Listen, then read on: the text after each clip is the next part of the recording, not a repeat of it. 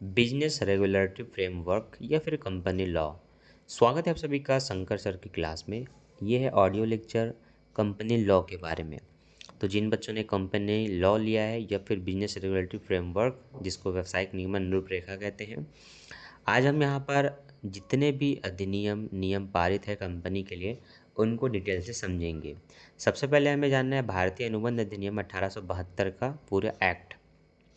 ये audio lecture Hindi में होने वाला है, तो जो बच्चे हिंदी मीडियम के हैं उनके लिए बहुत महत्वपूर्ण है। बाकी जो इंग्लिश में सुनना चाहते हैं, सॉरी, आप लोगों के लिए अभी ये सुविधा उपलब्ध नहीं है। तो हिंदी मीडियम के बच्चे वीडियो को लाइक करना और पूरी ऑडियो को ध्यान से सुनना। सबसे पहले आपको समझना होता है कि ये अनुबंध होता क्या है। आपका अनुबंध से ही चैप्टर स्टार्ट होता है और अनुबंध को भली भांति समझना आपके लिए बहुत ज़्यादा ज़रूरी है। ठीक है, अनुबंध होता क्या है पहले हम बुक के हिसाब से पढ़ेंगे, फिर मैं एक्सप्लेन करूंगा कि क्या होता है अनुबंध। देखिए, बताया है अनुबंध अधिनियम का व्यापार और वाणिज्य के क्षेत्र में महत्वपूर्ण स्थान है। अनुबंध से संबंधित राजनियम का वर्णन राजनियम की ऐसी शाखा के रूप में किया जा सकता है जिसके अंतर्गत उन सभी परिस्थितियों को निर्धारित किया जाता है जो वचनदाताओं को वैधानिक रूप से वचन का पालन करने के लिए बाध्य करता है। अनुबंध राजनियम की प्रकृति एक विशिष्ट प्रकार की है। इस राजनियम के अंतर्गत और इसके द्वारा व्यक्तियों के अधिकारों एवं दायित्वों का सृजन तथा निर्धारण नहीं किया जाता, बल्कि अनुबंध के पक्षकार स्वयं अपने लिए वचन का आदान प्रदान के माध्यम से अधिकारों एवं दायित्वों का सृजन करते हैं। अनुबंध के पक्षकार स्वयं अपने लिए एक विधि का निर्माण करते हैं। अनुबंध अधिनियम के अंतर्गत कुछ निश्चित सीमाकार सिद्धांतों का उल्लेख किया गया है जो जिनको दृष्टिगत रखना पक्षकारों के लिए अनिवार्य होता है। जब तक पक्षकार अधिनियम के अंतर्गत वर्णित निषेधों का उल्लंघन नहीं करते, ठहराव से संबंधित विशिष्ट विषय वस्तु के बारे में नियम बना सकते हैं और राजनियम द्वारा उन्हें परिवर्तनीय भी बनाया जा सकता है। ठीक है, तो आपको अभी अनुबंध के बारे में कुछ भी नहीं पता चला होगा कि अनुबंध है क्या। एक विशिष्ट परिभाषा भी है अनुबंध की, मैं उसको भी पढ़ता हूँ, सुनिएगा। अनुबंध एक ऐसा ठहराव है जो पक्षकारों के बीच दायित्व उत्पन्न करे तथा उनकी व्याख्या करे। और डिटेल से बताया गया है, अनुबंध वह ठहराव है जो दो या दो से अधिक पक्षकारों के बीच किया जाता है और राजनियम द्वारा परिवर्तनीय होता है, जिसके द्वारा एक या एक से अधिक पक्षकार दूसरे पक्षकार या पक्षकारों के ऊपर किन्हीं कार्यों को करने या न करने के संबंध में कुछ अधिकार प्राप्त कर लेते हैं। तो अब अगर मैं आपको अनुबंध को समझाना चाहूँ तो मैं अपने शब्दों में इस तरह से आपको अनुबंध समझाऊंगा। जब दो या दो से अधिक व्यक्ति किसी बात पर सहमत होते हैं या कोई बात पर चर्चा करते हैं कि हमें ये बिजनेस करना चाहिए, मेरा आइडिया ये है, मेरी प्लान ये है, अपनी बात को सामने वाले के समक्ष रखता है, सामने वाले सुन करके उसके प्रति फीडबैक देता है।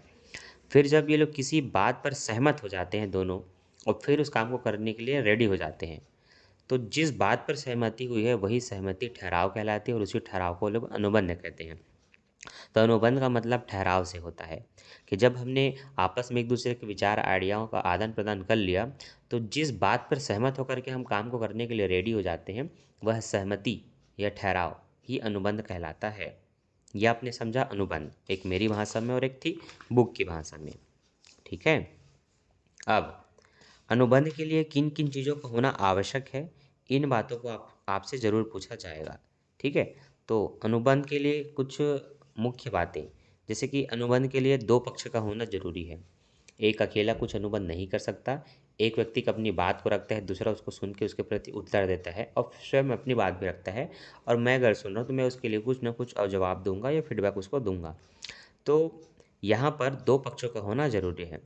फिर तीसरा, कोई ना कोई बातें होनी चाहिए, कोई ना कोई शर्त होनी चाहिए, कुछ ना कुछ बातें जो मैं किसी को बताऊंगा या मुझे कोई बताएगा, तो वहाँ पर कोई विषय वस्तु का होना जरूरी है।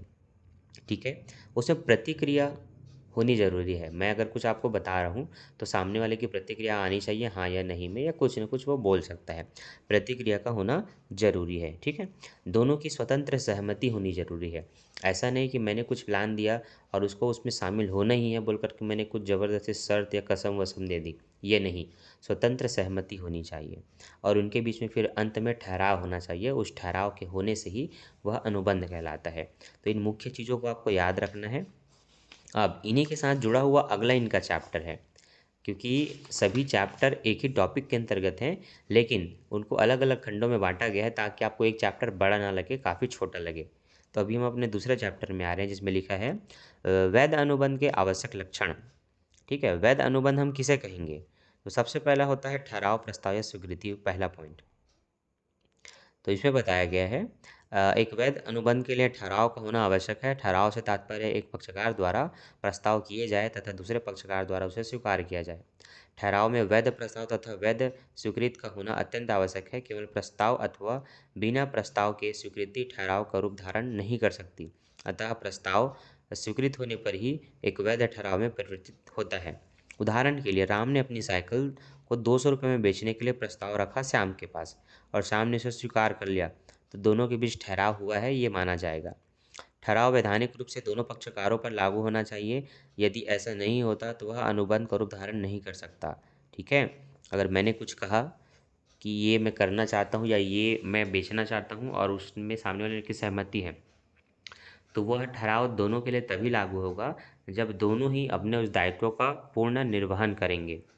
अगर मैं बेचने के लिए रेडी हूँ और आप खरीदने के लिए, तो आपको खरीदना है क्योंकि मैं बेच रहा हूँ। लेकिन मैं बोल दिया कि इसी शर्त को आपने हाँ बोल दिया लेकिन आप खरीद नहीं रहे हैं, तो फिर वो ठहराव ही नहीं हुआ। ये आपको समझना है। अगला पॉइंट है पक्षकारों में अनुबंध करने की क्षमता का होना। तो जो दो पक्षकार होते हैं जो आपस में अनुबंध या ठहराव करने वाले हैं, उनमें ठहराव करने की क्षमता होना चाहिए। ठीक है, तो उसके लिए व्यक्ति कैसा योग्य होना चाहिए, यह राजनियम में बताया गया है कि वह स्वतंत्र मस्तिष्क का हो, योग्य हो, कम से कम 18 साल की आयु पूर्ण कर लिया हो, पागल या दिवालिया ना हो। क्योंकि स्वस्थ मस्तिष्क का रहेगा, योग्य रहेगा, तभी उसको हम कहेंगे कि हाँ ये योग्य है अनुबंध करने के या ठहराव करने के। फिर है तीसरा पॉइंट पक्षकारों की स्वतंत्र सहमति। तो जिनके बीच में ठहराव होना है या अनुबंध होना है, उनकी सहमति स्वतंत्र रूप से ली जाए बिना किसी डराए धमकाए या दबाव के। जो मैंने आपको थोड़ी देर पहले पूरा एक्सप्लेन किया था वही पॉइंट इसमें है। चौथा पॉइंट प्रतिफल एवं उद्देश्य। तो जब ठहराव होता है ना, तो उस ठहराव का कुछ उद्देश्य होना चाहिए, कुछ ना कुछ प्रतिफल होना चाहिए। हम अगर कोई काम करना चाहते हैं लेकिन उसके बदले ना मुझे कुछ मिल रहा है ना सामने वाले को, तो वह ठहराव नहीं होगा, है ना, वह अनुबंध नहीं होगा। तो कुछ ना कुछ प्रतिफल मिलना चाहिए, आदान प्रदान होना चाहिए। फिर है ठहराव स्पष्ट रूप से व्यर्थ घोषित ना किया गया हो। राजनियम में बताया कि कौन कौन से ठहराव व्यर्थ घोषित किए गए हैं, जैसे कि उत्पीड़न लेकर के, डरा धमका करके, दबाव डाल करके। अगर इस तरह से ठहराव लिया गया है, मतलब मैंने कहा, मान लेते मेरा कोचिंग है, मैंने कहा कोई अच्छे टीचर से कि तुम मेरे कोचिंग में आजीवन पढ़ाओ, और मैं उसकी सहमति लेना चाहता हूँ हाँ में, और मैंने उसके बच्चे के सिर पर बंदूक तान कर यह ठहराव लिया है, तो यह उत्पीड़न द्वारा ठहराव कहलाएगा जो व्यर्थ घोषित है। ठीक है, तो इस तरह को आपको ध्यान रखना है कि ठहराव का स्पष्ट रूप से व्यर्थ घोषित ना किया गया हो। छठा पॉइंट है ठहराव का लिखित व प्रमाणित व रजिस्ट्रार होना। कि जब हमने ठहराव बातों में रख लिया तो उनको लिखित रूप में भी लेना है। ठीक है, लिखित रूप में अगर हमने नहीं लिया तो हो सकता है हमारे ठहराव बाजी के ठहराव कहे जाएं, तो उसका लिखित रूप में होना बहुत ज़रूरी है। इस तरह से आपके 5-6 पॉइंट कंप्लीट होते हैं और अगला चैप्टर खुद ठहराव का है। तो अब ठहराव को सुनिए। दो या दो से अधिक पक्षकार ठहराव के लिए कम से कम दो पक्षकारों का होना आवश्यक होता है। ठीक है, पक्षकारों के लिए दो या दो से अधिक पक्षकार होना चाहिए, क्योंकि एक व्यक्ति अपनी बात को रखेगा, दूसरा उसको सुनेगा, अपनी सहमति देगा, और दोनों अगर राजी हो जाते हैं तो उनके बीच में ठहराव होता है। तो दो या दो से अधिक पक्षकार का होना जरूरी है। ये भी उन्हीं के पॉइंट्स में से है जो मैंने आपको पहले समझाया था। फिर है स्वतंत्र सहमति। हम किसी बात पर अगर एकमत होने वाले हैं तो वह स्वतंत्र रूप से होना चाहिए, किसी के दबाव या किसी का अच्छा बुरा या भले को देख करके नहीं। ठीक है, ये आपको स्वतंत्र सहमति लेनी होती है, तभी वो ठहराव कहा जाएगा। तीसरा है दायित्व का उत्पन्न होना। तो दायित्व दोनों के लिए होना चाहिए, ऐसा नहीं कि एक के ऊपर हमने सब कुछ सौंप दिया और हम आराम से बैठे हैं, तो इस तरह का भी काम नहीं होना चाहिए। चौथा है पारस्परिक संसूचना। तो किसी प्रस्ताव के प्रति केवल मानसिक स्वीकृति ठहराव की रचना नहीं कर सकती, इसलिए आवश्यक है कि पक्षकार अपना सामान्य आशय एक दूसरे से सु संसूचित कर दें। ठीक है, तो केवल मन में रखने से कुछ नहीं होता, सामने आपको अपनी बात रखनी होगी, जो आप कहना चाहते हैं या जो उसमें आप जो भी बात सामने वाले के समक्ष रखना चाहते हैं, मन में रखने से कुछ नहीं होना है, सामने वाले को बताना जरूरी है, सूचना देना जरूरी है। स्वयं सूचना, इसी को संसूचना बोला है। पांचवा पॉइंट है परिणाम। ठहराव के फलस्वरूप केवल संबंधित पक्षकार ही आपस में प्रभावित होने चाहिए, अन्य कोई पक्षकार नहीं। जो भी परिणाम उससे जो भी होने वाला है, जो भी चीज़ आप करने वाले हैं उससे प्रभावित आप दोनों को ही होना है, कोई तीसरे पक्षकार को नहीं। तो ये बात भी ध्यान रखनी है ठहराव में। इस तरह से 5 नियम है ठहराव के। अब अगला पॉइंट है आपका ठहराव और अनुबंध में अंतर, जो एग्जाम में आता भी है और 6 पॉइंट में है, सुनिएगा। पहला, अनुबंध में अनुबंध अधिनियम की धारा 2 ज लागू होती है और ठहराव में ठहराव अधिनियम की धारा 2 अंगा लागू होती है। तो वहाँ अनुबंध में 2 ज है और यहाँ 2 अंगा है। परिभाषा, प्रत्येक ठहराव जो राजनियम द्वारा परिवर्तनीय हो अनुबंध कहलाता है। प्रत्येक ठहराव जो राजनियम द्वारा परिवर्तनीय है अनुबंध कहलाता है। और प्रत्येक वचन या वचनों का समूह जिसमें वचन एक दूसरे के लिए प्रतिफल होते हैं वही ठहराव कहलाता है। तो काफ़ी अंतर है दोनों की परिभाषा में, इसलिए ये अंतर याद रखिएगा। व्यापकता, अनुबंध का क्षेत्र सीमित है पर ठहराव ठहराव का क्षेत्र व्यापक है। अनुबंध का क्षेत्र क्या है? सीमित, पर ठहराव का व्यापक है, याद रखिए। चौथा पॉइंट, प्रकृति, केवल वैध ठहराव ही अनुबंध कहलाता है। जो वैधानिक ठहराव है ना उसी को हम अनुबंध कहेंगे। और इसमें बताया गया है इसके अंतर्गत वैध अवैध दोनों ही प्रकार के ठहराव ठहराव कहलाते हैं। पांचवा पॉइंट है आधार, अनुबंध की आधारशिला ठहराव होती है और ठहराव की आधारशिला प्रस्ताव या स्वीकृति होती है। छठा पॉइंट है प्रभाव, अनुबंध का राजनियम द्वारा परिवर्तनीय होना आवश्यक है जबकि ठहराव में ऐसा होना आवश्यक नहीं है। ठीक,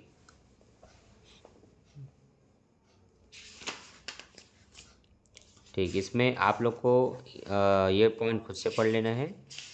पॉइंट क्या है? वैध ठहराव या व्यर्थनीय ठहराव। ठीक है, इनको पढ़ लेना है। मैं आपको इंपॉर्टेंट टॉपिक्स बता रहा हूँ जो एग्जाम में पूछे जाने चाहिए एक साथ। तो अगला आपका टॉपिक है प्रस्ताव या स्वीकृति। देखिए, भारतीय अनुबंध अधिनियम की धारा 1872 की धारा 2 क के अनुसार, फिर से सुनिए, भारतीय अनुबंध अधिनियम की धारा 1872 की 2 क के अनुसार जब व्यक्ति किसी दूसरे व्यक्ति के समक्ष किसी कार्य को करने अथवा उससे वितरित रहने के संबंध में अपनी इच्छा इस उद्देश्य से प्रकट करता है कि उस दूसरे व्यक्ति की सहमति उस कार्य को करने अथवा वितरित रहने के संबंध में प्राप्त हो, तो कहा जाता है कि एक व्यक्ति ने दूसरे व्यक्ति के समक्ष प्रस्ताव किया है। तो कोई भी काम, बात या अपनी इच्छा को सामने वाले के समक्ष रखना, है ना, अपनी बातों को रखना, वही प्रस्ताव कहलाता है। तो धारा 2 ग के अनुसार बताया गया है कि जो व्यक्ति प्रस्ताव रखता है उसे प्रस्तावक कहते हैं या वचनदाता कहते हैं। और जिस व्यक्ति के सम्मुख ये प्रस्ताव रखा जाता है उसे वचन गृहीता, क्योंकि उसने वचन को लिया तो वचन गृहीता कहलाता है। इन बातों को याद रखिए। यहाँ पर भी 2 पक्षों का होना आवश्यक है। कोई पूछे कि प्रस्ताव के लक्षण या आवश्यक तत्व बताइए, तो इसमें 2 पक्षों का होना जरूरी है, एक वचन देने वाला, दूसरा वचन ग्रहण करने वाला। दूसरा, प्रस्तावक द्वारा किसी कार्य को करने या न करने के विषय में इच्छा प्रकट करना। तो वह किसी काम को करना चाहता है कि नहीं करना चाहता, यह बात वह सामने वाले के समक्ष रखता है, यह प्रस्ताव रखता है कि इस काम को आप करिए या मैं नहीं करूँगा। तो ये बातें होनी चाहिए। तीसरा पॉइंट है प्रस्तावक द्वारा दूसरे व्यक्ति की सहमति प्राप्त करने के उद्देश्य से इच्छा का प्रकट करना। वह सामने वाले से सहमति चाहता है, उसकी इच्छा जानना चाहता है कि अगर मैं काम नहीं करना चाहता या मैं अलग जगह रह करके काम करना चाहता हूँ तो उसके लिए आप सहमत है कि नहीं। तो सहमति प्राप्त करने के लिए प्रस्ताव रखा जाता है। ये 3 बिंदुएं होना जरूरी है। ठीक है। अब प्रस्ताव और प्रस्ताव करने की इच्छा में अंतर। देखिए, प्रस्ताव में आप डायरेक्ट अपनी बात को रख देते हैं, वो चाहे काम करने के विषय में हो चाहे ना करने के विषय में हो, सहमति सामने वाला देता है। और प्रस्ताव करने की केवल इच्छा अगर आपने रखा है तो थोड़ा सा तो समस्या है। तो यहाँ पर प्रस्ताव के लिए यह जरूरी है कि अपनी बात को सामने वाले के समक्ष सापेक्ष रखा जाए बिना किसी मिलावट के। ठीक है, प्लेन। अब प्रस्ताव और प्रस्ताव के लिए नियंत्रण में कुछ अंतर है जिसको आपको पढ़ लेना है, 5 पॉइंट में है। और प्रस्ताव में भी कुछ नियम बताए हैं कि वैधानिक नियम क्या है। तो सबसे पहले आपको सुन लेना है, प्रस्ताव की शर्तें निश्चित होनी चाहिए। पहला पॉइंट, प्रस्ताव की शर्तें निश्चित होनी चाहिए कि जो भी शर्त हमने रखा गया है वो एकदम निश्चित हो, बाद में उसमें कोई परिवर्तनीय ना हो। प्रस्ताव निवेदन के रूप में होना चाहिए। कहने का मतलब है ऑर्डर नहीं देना है। प्रस्ताव रख रहे हो तो आपको निवेदन या विनम्र पूर्ण रूप से अपनी बात या भावनाओं को रखना है ताकि वह निर्णय लेते समय सही रूप से निर्णय ले सके। ठीक है, तो विनम्रता जरूरी है। तीसरा, प्रस्ताव का उद्देश्य वैधानिक संबंध स्थापित करना होना चाहिए, है ना?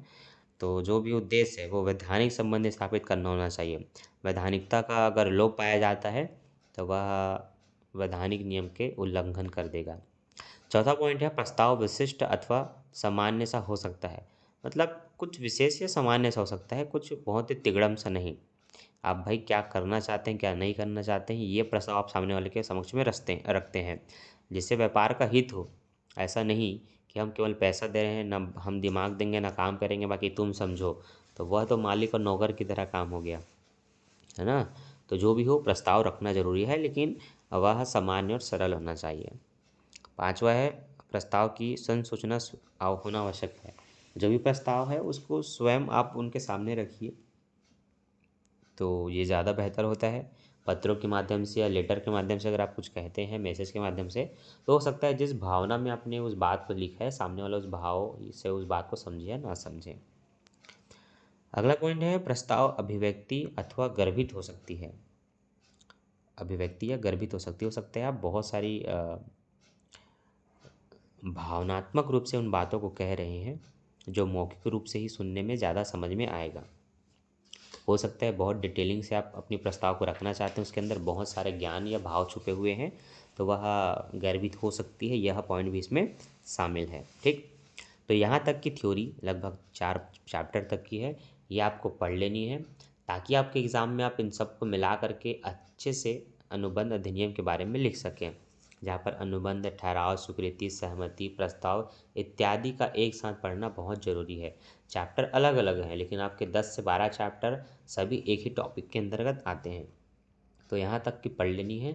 इसका ऑडियो लेक्चर आगे भी आपको मिलता रहेगा। बस वीडियो को एक प्यारा सा लाइक कर दीजिए और दोस्तों के साथ शेयर कर दीजिए, ताकि हर बच्चा देखे, ऑडियो सुने और क्वेश्चन के आंसर को अच्छे से याद करे, या रिलेट कर पाए कि मैंने किस तरह से एक्सप्लेन किया है, और एग्ज़ाम में अच्छे से लिख सके। ठीक है, आई होप आप इतना सा काम करेंगे।